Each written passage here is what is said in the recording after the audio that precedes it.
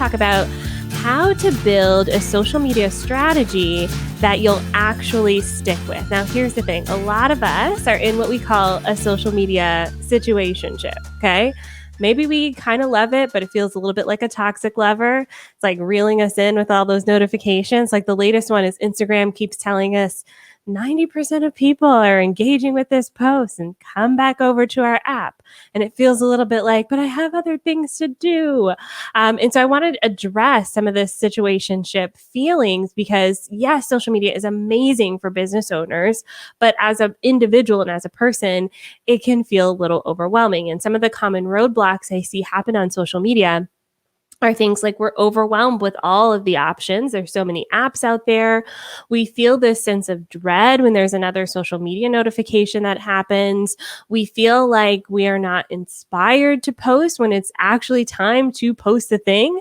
We're not sure what even to say. And then we feel like we're on this content machine, that we're constantly driving out content. Here's the thing with social media, though. There are no quick fixes to the social media problem. So we're going to dig into the strategy, but I want to emphasize that we have work to do here. There's going to be a little bit of upfront time investment to get this strategy going.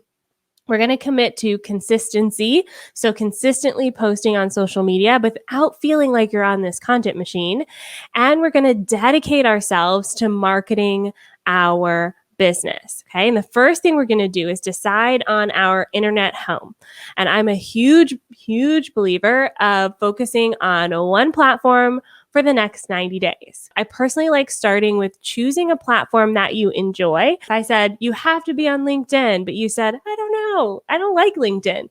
You won't even do it, even if I tell you that it's the best platform for you. So start with a platform that you enjoy, but any platform is applicable here. We can pick any platform and apply this strategy to. You can choose any platform that you'd like. We're going to start setting up our systems on that platform as well. So when it comes to setting up your social media systems, your success is your intention and your micro habit. Now we need to develop the micro habits around those intentions. So your success is your intention plus your micro habit. And there are 3 types of systems that we're going to go through today. The first is your content creation habit. So this is actually creating the content. The second is your daily check-in habit. So this is actually networking and engaging on social media. And the third one is your monthly metrics habit, which we'll cover at the very end of the session in way more detail. But when we think about our content creation habits, I want to give you a few tips for how to get through this habit. The first is you're going to choose a day and time to focus on that content. You're going to set a date with yourself to commit to this. And then as you commit, you'll notice that you're building trust over time and that your skill set is actually improving. So when I teach you about creating content, what I want you to recognize is that you are committing to yourself to learn social media. And I know this is hard as an adult too. I just tried rollerblading recently and I don't know what it is, but as an adult, I felt like I should have got it and I didn't get it. And I was like, I don't want to do this ever again. I feel like that's what happens with social media sometimes. As adults, we feel like we should just know, but this is a skill set we're developing. And then some of the tools I use for success, I use Asana, which is a task management tool. I use my Google Calendar to literally block off time in my calendar to do this. And then I set a timer for myself to keep committed with that habit. All right, so next up we have our daily check-in habits. And very similar to our content creation habits in that we want to set aside 10 to 20 minutes each day to review social media. How many of us here watching live can commit to 10 to 20 minutes a day for reviewing social media? I do this right before my lunch break. I'm scrolling through Instagram, I'm scrolling through Facebook, I'm responding to my notifications, and I'm keeping it moving. So 10 to 20 minutes a day is a good place to start for a lot of business owners. In those 10 to 20 minutes, we're responding to comments and messages, we're spending time outreaching and building new connections. And I, again, use these tools to help me, and we'll go really deep into this later on into this session. I want to kind of give you an overview now. The third system that we're setting up is our monthly metric habits. And this is where a lot of business owners, we get a little bit stuck because we feel like quote unquote, we feel like it's not working on social media when in reality, we're not in tune with the metrics. So we want to set aside 30 minutes each month to review the previous month's metrics. We're going to make sure we're focused on metrics that actually bring impact to our business. And again, the tools for success, I'm setting up a reminder in my project management tool. I'm blocking off time in my Google Calendar. I'm using a spreadsheet to kind of manage all of these things.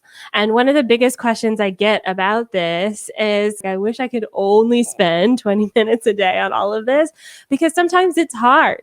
It's hard to manage hashtag all of the things, right? Not only do we have to do social media, but as business owners and course creators, we have so much going on. We have to actually film the courses. We have to, write our sales page copy. Maybe we're handling customer service issues. There's a lot of things that go on behind the scenes. And so one of the things I want to emphasize is that we're sticking with consistency. So the key to success is consistency, but consistency means going at the same frequency. Okay, the same frequency. It has nothing to do with quantity. So you can choose 20 minutes a day daily for social media. That's still consistent. You can also choose 2 hours a day daily for social media, still consistent. Okay, so doesn't matter the quantity of time. We're just going consistently at the same pace, and you can decide what that is. All right, so let's get into this social media strategy. The first pillar of building out a social media strategy is mastering your messaging. This is the language that you're going to use on social media to talk to your ideal client and customer. So this is essentially the words that you're going to say on social media that will help people understand what it is that you do and what it is that you sell. And I like to start this conversation with the 3 W's. The 3 W's are a very simple way to outline what your marketing messages are. So the first W is, what do you sell? That one's easy. So for me, what do I sell? The Savvy Social School. The second W is, who is it for? And you want to get specific if you can. So what do you sell is the thing, how you make the money. Savvy Social School for me. Who is it for is that ideal person who's going to be purchasing your product.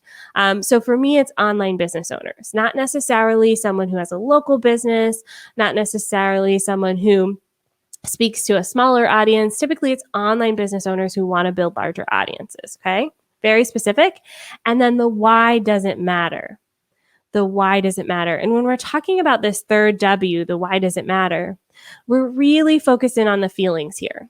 Okay. And you can actually do an exercise with yourself where you, on a piece of paper, fold it in half, one side right before, the other side right after, and think about why it matters to your ideal customer or client. What are they feeling before purchasing your course or your product? And how do they feel after? And this will help you come up with dozens of social media posts. Okay. So before and after, really focusing in on the feeling and really focusing in on the individual person that you are serving. Okay. Individual people that you're serving. So an example for me, identifying before, a lot of people feel overwhelmed with social media. After, maybe they feel a sense of clarity and calm, and they feel like they can actually do the things that they say that the course promised or that they set out to achieve. Okay, so before and after. And this is a really great exercise for developing tons of social media marketing messages. All right, so now let's take our foundational messaging, our 3 W's. What do we sell? Who is it for? And why does it matter? And we're going to apply it to social media posts and social media content.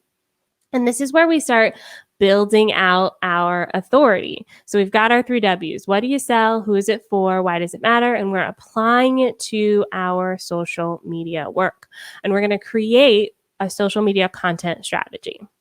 Now, when I start building out the strategy, I want to sit down and identify some pillars of content that will be amazing to post on social media. And I call these the 5 pillars of content. We're using the 80-20 rule here, where 80% of what we're posting is non-promotional, 20% is promotional. And we're going to try to build a community around the work that we do. All right, so the first pillar is your promotional content. This is where you're promoting your course, you're promoting your offer. So one type of piece is a promotional post. The next type is educational content. This is the type of content where we're educating our audience on what we do. We're using our expertise and showing it on social media in the form of a tip, in the form of sharing advice, in the form of really showcasing what you do. So an example would be if you have a school that teaches yoga teachers how to market their business, then maybe you have a post that talks about the difference between Instagram and Facebook. Or maybe you are teaching about the latest and greatest email marketing tool. Okay. So you're teaching it to those yoga teachers. That's an example of an educational post. We also have community style posts. So community posts are refocusing us on the larger picture. So while educational posts talk about us as course creators or business owners, our community posts are really talking about the community at large. I saw some really great examples this week, for instance, where Rihanna was announced as a billionaire. Did y'all see this? Rihanna is now a billionaire. A lot of people who teach business courses or talk about wealth, we're talking about Rihanna being a billionaire. That's an example of a community post, something that happened in the news that people are bringing context to their customers and clients on social media. Then we have entertainment posts. So I love this pillar of content because I don't know about y'all, but I don't sign on to social media hoping to see an ad. Right? I'm not like logging on to Facebook going, I hope someone sells something to me today. I want to see like a cute dog or a funny GIF. And so when we think about our audience and how they're using social media, they want to be pulled into that story. For a lot of people who are personality brands, this shows up as that behind the scenes content. So that reality TV show version of your life. Maybe you're showing off your recording studio where you record your courses. Maybe you're showing off your process. Like, here's how a course looks before it starts. Maybe you're talking like me about my dog Gibson. He's in all of my videos. He's always chilling behind me. He shows up on my Instagram. People love him. And so when we're thinking about the entertainment piece, we want to talk about something that humanizes you as a person or humanizes your brand. The last pillar of content is the engaging content pillar. So when we're thinking about re-engaging our audience, this is super important for two reasons. Number one, you are building a conversation around what you do. So instead of kind of talking at people, you're bringing them into the conversation. Okay. So you're asking a question. You're posting like a poll or, and giving people options, yes or no, this or that. So you're pulling them into having a dialogue with you. The second reason you want engaging content is the algorithms love it. Instagram, Facebook, LinkedIn, Pinterest, Twitter, they all love it when people like and comment and share and engage with your content. So you want to make sure that every single week you have a content piece that is really focused on that engagement. Okay, so let's show some examples of what this looks like. These are two example posts. On the left-hand side, at this point, I'm not even tracking my USPS packages anymore. That's an example of an engaging post. It was posted by an e-commerce brand. And so when we think about their version of entertainment, it's still very specific to what they do. On the right-hand side, we have another example of this.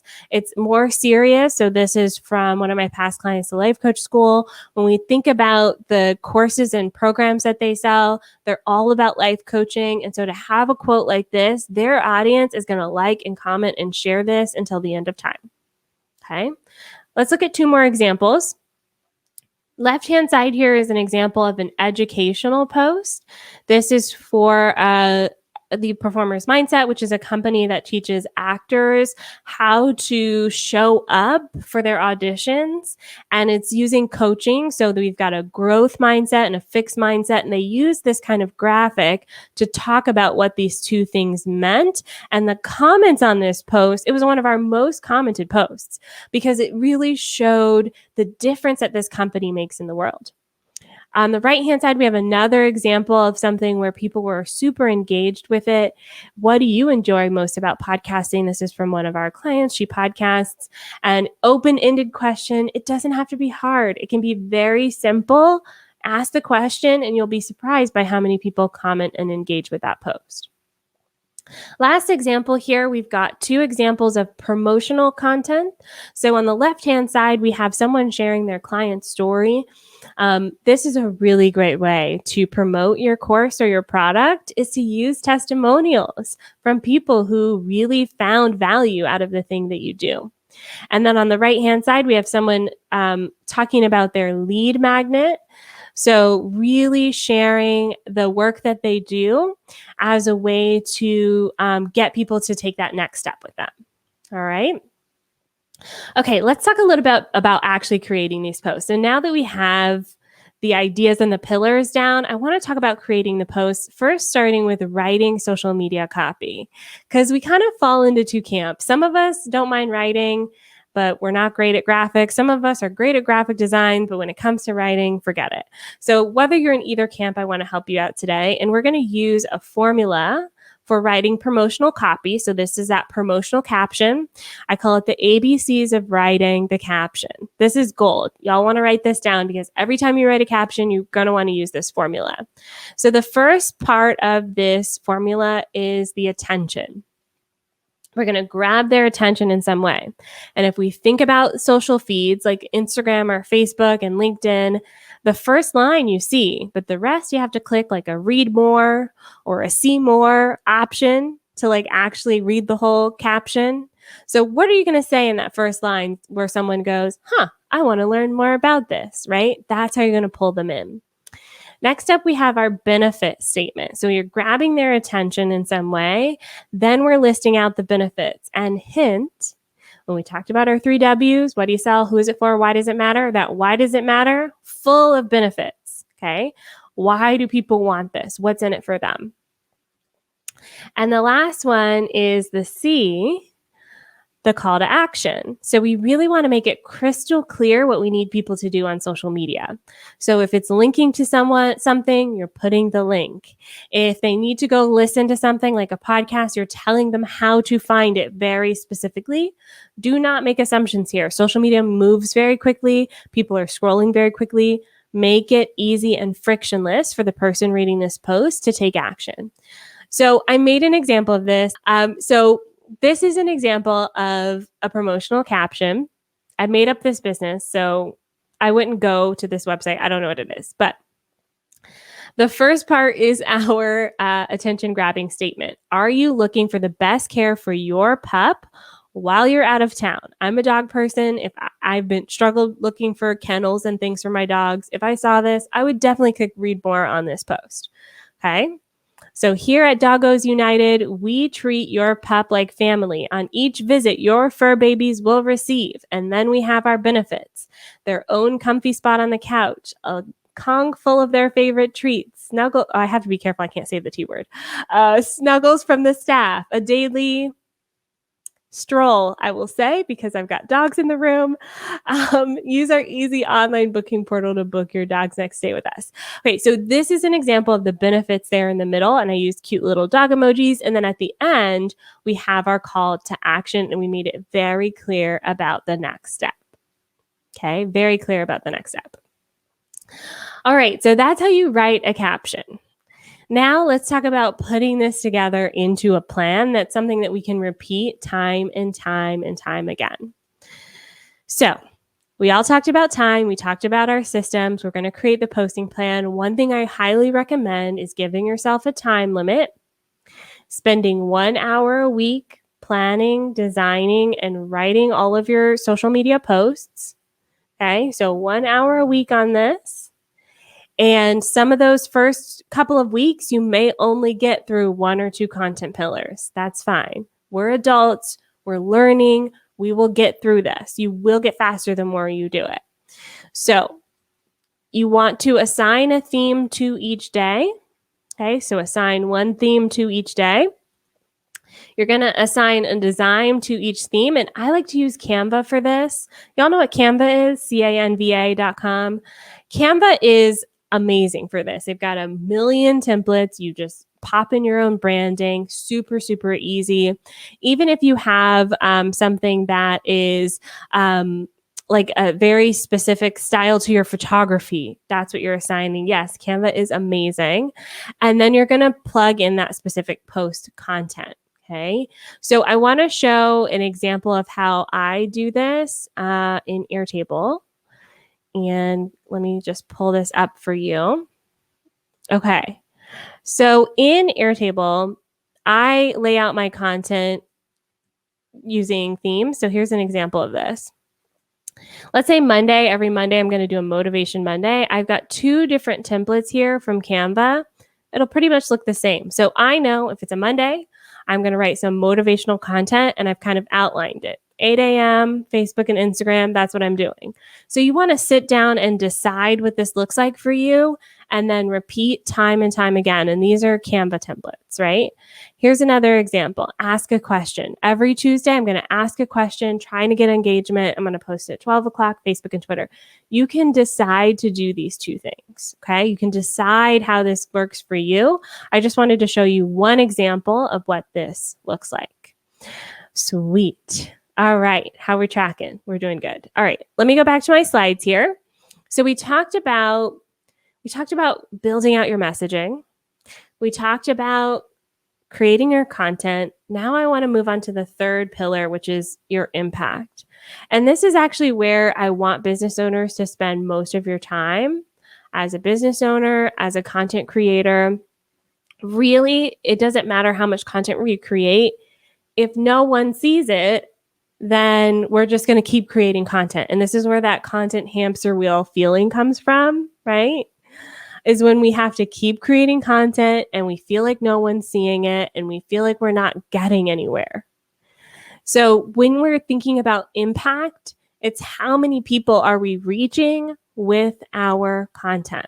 Okay. So I want to talk about how to connect with your people. Those people who are like, oh my gosh, I cannot wait to sign up for your product. I cannot wait to join your class or your course or your program. So we're going to start engaging and networking on social media. I saw a few people say they were on Pinterest. I saw people say Facebook and Instagram. You can take this strategy to any platform. So who we're going to engage with? We're going to start looking at our current followers. So start networking, engaging with our current followers, scroll through your home feed, like, comment, share, participate on social media. Social media is meant to be social, so let's be social. Then we're going to look at people who post in targeted hashtags. This works for nearly every platform. So for instance, if you are let me pick another example. If you are a financial advisor who teaches business owners how to budget for the year, then you're probably going to look at hashtags like hashtag support local or shop local or hashtag small business or small business boss or something like that, right? So when we're thinking about hashtags, we want to look for the hashtags that our ideal customers and clients are using in their posts, scroll through the people who are in those hashtags, like, comment, and engage with their posts. Okay, people who engage with your post, they're people who are applying the strategy out there. They're doing it to you. So take a look at those people who are engaging with your posts. You also can look at your competitors' followers. So people who follow your competitors, go take a look at them. You can also look at other industry leaders. One of the favorite things I like to do is go to an industry leader, look at their latest posts, and then look at who's commenting on that post and see if there's someone there that you want to engage with. And then we also can do this in certain locations. This worked way better when we all could go to live events and things like that. But for instance, Podcast Movement happened this past weekend in Nashville. I wasn't able to go. One of my team members went. Katie on my team went. And so Katie's looking through the hashtags. Who checked in to Podcast Movement? Because those are our people. We love podcasters, right? So starting to engage with those people. One thing I want to underline here is that sometimes we can slip into a little bit of a awkward behavior. So I want to remind us that we're humans connecting with other humans. So like, be cool. We don't want to be that person at a party who like marches up to someone and goes, "Hi, I'm Andrea, buy my course," right? Like, have a little dialogue, have a little conversation first. Be a human. All right. Now, again, I get this question a lot. How much time? Andrea, this sounds like a lot. There's a lot of time. I want us to really commit to spending 10 to 20 minutes a day engaging on social media. Okay. So 10 to 20 minutes a day engaging on social media. Tracy's asking, when is there time to actually deliver the service? We want to be super focused on social media, only taking up 2 to 3 hours of our week. The other 30 hours we spend delivering our service to our clients. Okay. So, yes, I mentioned a lot of options here. You don't have to do all of the options. It's kind of like going to the gym and you see all of the equipment. You don't do all of the equipment every single time you go to the gym. You don't have to go on every single treadmill or every single stationary bike, do every weight machine. No, that would be ridiculous. When we're thinking about social media, it's the same way. You're going to build your custom plan that works for you. I gave you a bunch of options. You can pick and choose which ones you want to do. Is today leg day? You're going to focus on legs. If it's arm day, you're going to focus on arms. Okay. So if today is the day you're looking at hashtags, you're looking at hashtags. Maybe the next day you're going to look at locations. Maybe the next day you're going to look at an industry leader. And you're only going to spend 10 to 20 minutes doing this. Okay. Cool. All right, I want to talk a little bit about the specific actions that we're going to do as we're engaging. I call this the savvy engagement recipe. So when we think about engaging, you can do a like. It's like super like light, kind of like eye contact, liking a post. Not a super deep level of engagement, but it could kick things off. We also have commenting. One of my favorite ways of engaging with people is commenting. I know for me, for instance, if I'm scrolling through a social media feed and I see a good post, I'm headed straight to the comments. Okay. I'm headed straight to the comments. Okay. Next up, we have a follow. Following is like more invested, and you want to make sure that when you follow someone, you actually want to engage with their posts. We are not talking about doing the follow unfollow game here. We're talking about following people who are super highly targeted and really interested in the things that you have to say. You also have direct messaging, which in this recipe is like the dessert. You can do this very lightly, very strategically. One of my favorite ways to do this is to respond to someone's story, whether it's a LinkedIn story, a Facebook story, an Instagram story. Just responding to their story as a direct message almost opens up the door for more deeper conversation. And then we also have sharing and tagging, which you can do as well. Sharing and tagging is a great way to like build your community. Do this very lightly and sparingly, and only if you truly mean it, because we don't want to get mixed in with these guys. Y'all know these guys, right? The little robots on Instagram who are like, nice pic, you're gorgeous, DM me, random emojis, thumbs up. We don't want to be this, okay? This is not good. So as you're applying this strategy, just make sure you're being a human connecting with other humans. All right, beautiful. Let's talk about paid advertising. So we're talking about impact. This strategy I mentioned takes a lot of time.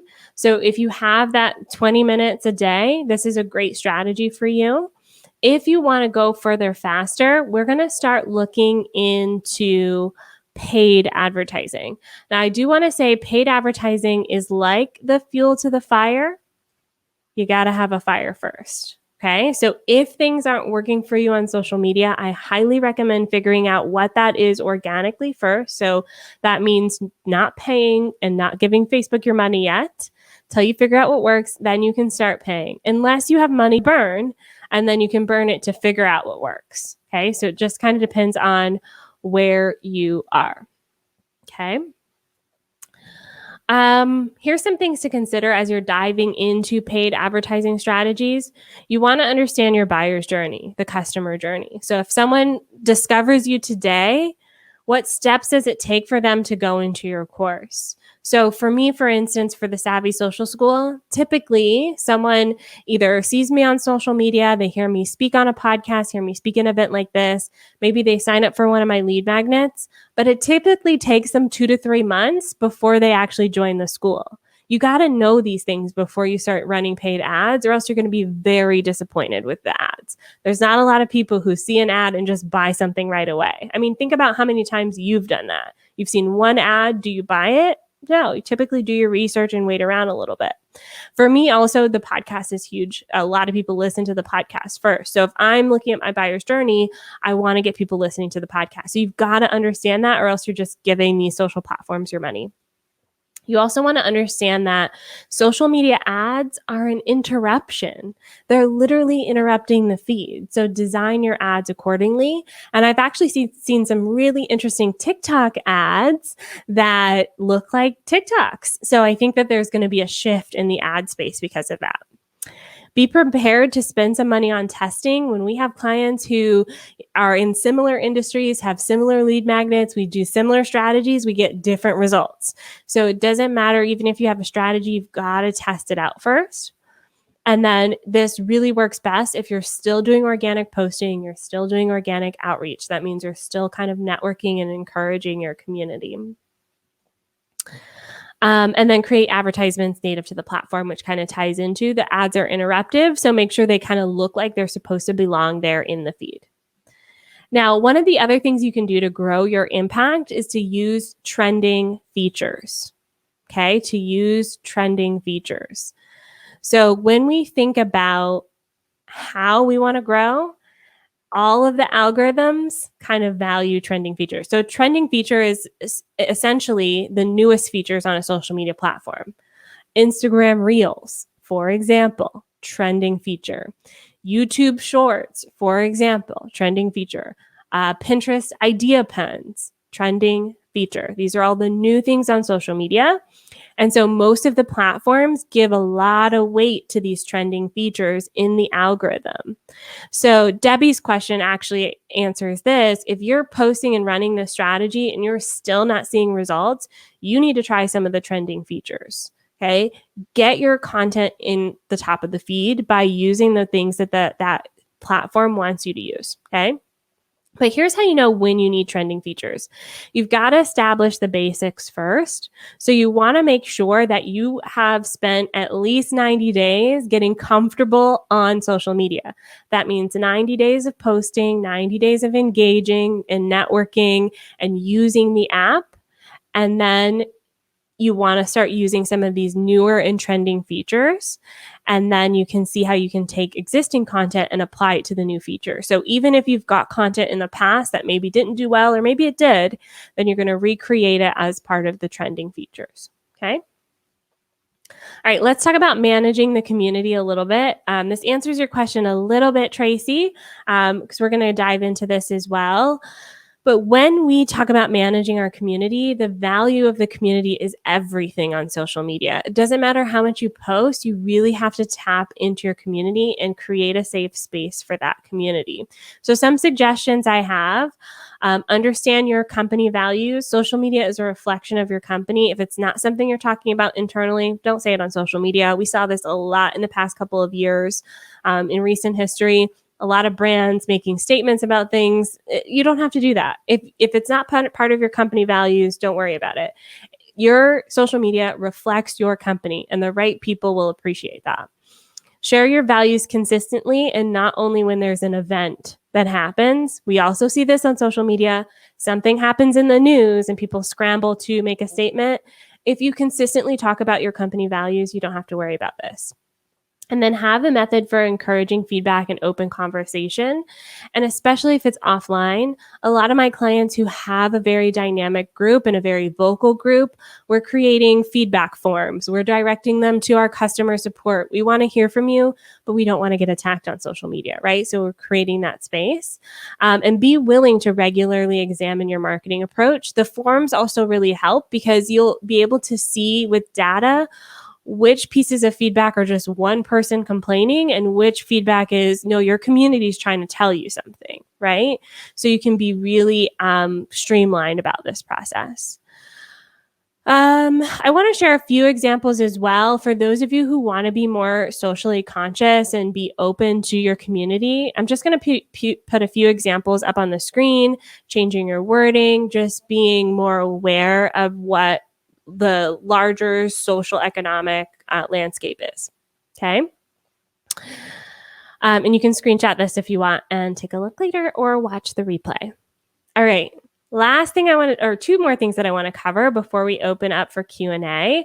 The first is getting team support. Tracy, this is for you, Tracy. If you find yourself spending more than 20 minutes a day with all of the notifications, you either need to get support from a team for social media, or you need to get support from your team with other things so that you can spend more time on social media. Okay, so you can decide. Some of my clients love social media. They love it. They don't want to give it up. So they're outsourcing bookkeeping.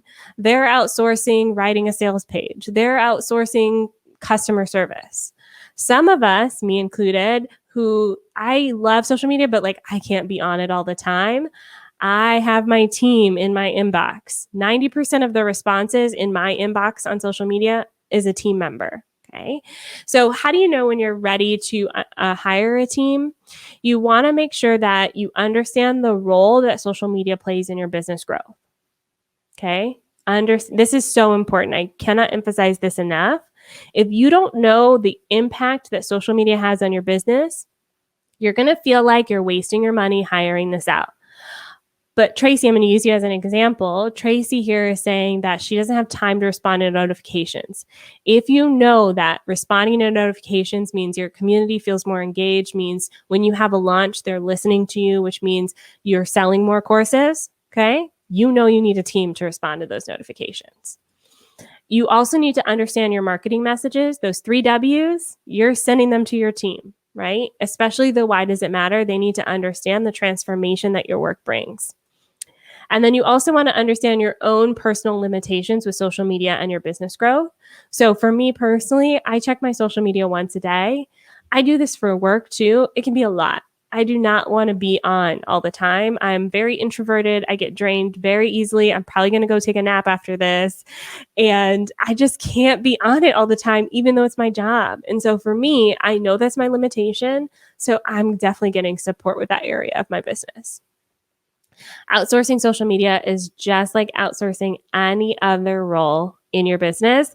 This is becoming more and more important every single day. The more social media becomes more complicated and complex. I mean, just look at Instagram. It's like 10 different things in one. You've got Reels, you've got the feed, you've got stories, you've got IGTV, you've got Instagram guides. Like, there's so much going on. So you can outsource this. Just a few things to consider when you're outsourcing. You can hire an agency or an in-house person. I'm going to show you a few of the differences. And I put agency freelancer together, basically like a contractor or someone who works with a bunch of other people. So one of the benefits of having an agency or a freelancer is you don't typically need to train them.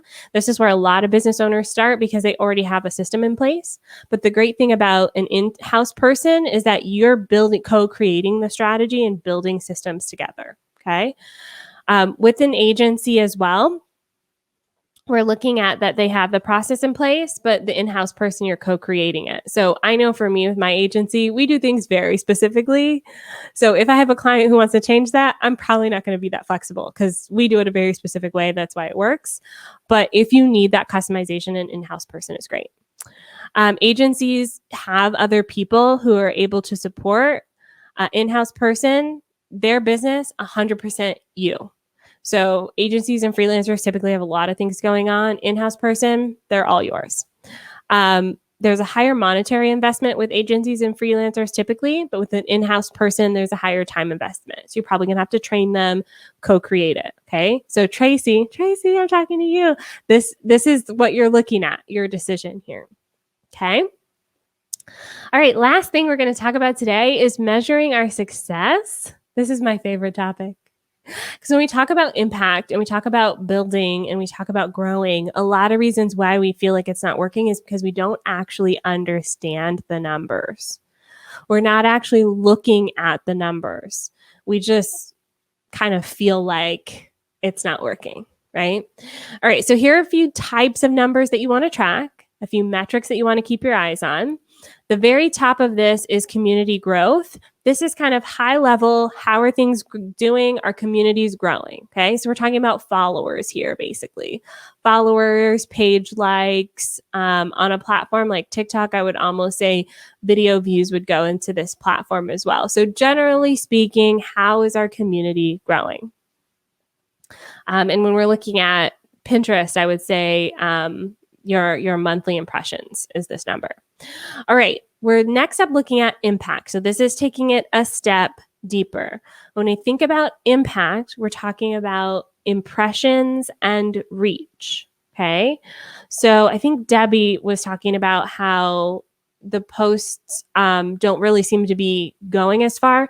Debbie, you want to look at impressions and reach. If you aren't reaching enough people, then you need to do more networking. If you aren't reaching enough people, then you need to look at, commenting more on other posts so that people find you. You need to help people find you, basically. If this number is going up, so if your impact is going up, you're getting more impressions, you're reaching more people, but you're not seeing community growth, you're not seeing engagement, you're not reaching the right people. Okay, so these can be very telling numbers. Our third metric to track is engagement. So we're talking about likes, we're talking about comments. Shares are also great here. Saves are doing wonderfully on Instagram right now. People are saving your content. This is amazing. Okay. And then we also have intent. So when we think about intent, this is someone clicking a link. This is someone visiting your website. This is when we talk about on Instagram, when we say, click the link in our bio. This is, did people go look at our bio? Did they even look at our profile? And you can look at this on the post level. So if you're on Instagram, for instance, click on a post, swipe up, it's there. Or you can look at it on a larger scale, like your entire profile. You go into your insights and you can see how many people clicked on your profile that week or that month. And then lastly, we have conversions. This is people actually doing the things you're asking. Purchasing your courses, signing up for your lead magnets. Are people actually doing those things? But each of these trigger different areas. And so when we're thinking about the success of our social media posts, we want to make sure that the metrics we track match the intent of the content. Okay.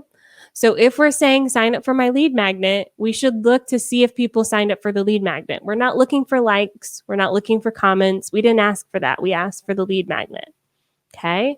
When we ask a question, we're looking for people to comment on it. When we post a video, we're looking for video views. So you want to make sure that the metrics you track match the intent of that content piece. Okay. Here's an example of this.